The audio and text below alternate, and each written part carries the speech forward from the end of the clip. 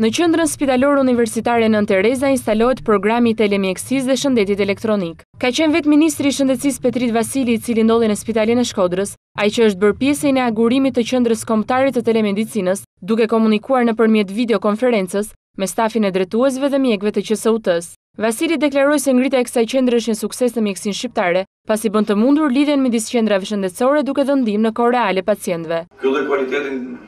ndihmon në mënyrë të jashtëzakonshme edhe për cilësinë e imazheve që duhet përcillen të ekzaminimeve dhe të gjithë elementeve tjera që mundsojnë konsultimin e diagnozës në distancë. Besoj që jemi praktikisht pjesë të një QSU-ja sot më duket sikur është pjesë e një prej ambienteve të Spitalit të Shkodrës, dhe besoj që në këtë mënyrë edhe ajo iniciativë që ditë përpara që kolegët tanë në Tiranë morën për ta mbështetur, tashmë është realitet, sepse në pak sekonda mund të zgjidhen mjaft probleme të cilat nuk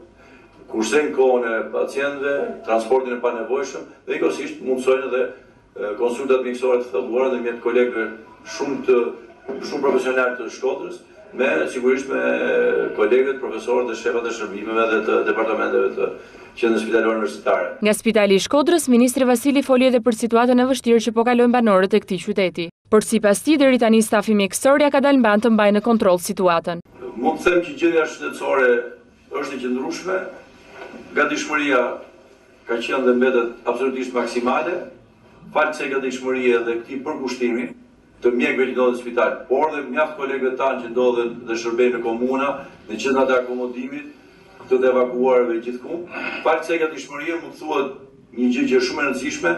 që Shkodra ka përballuar të tërë emergjencën e saj, në planin shëndetësor, vetëm me stafin e saj dhe pa kërkuar staf shtesë nga asnjë rreth tjetër i Shqipërisë. Ngritja e qendrës së telemedicinës do të bëjë të mundur konsultimin e mjekëve të qendrave shëndetësore në rrethe me specialistët e QSUT-s, si dhe dhënien e ndihmës për pacientët, pa qenë nevojshme që ata të udhëtojnë drejt Tiranës.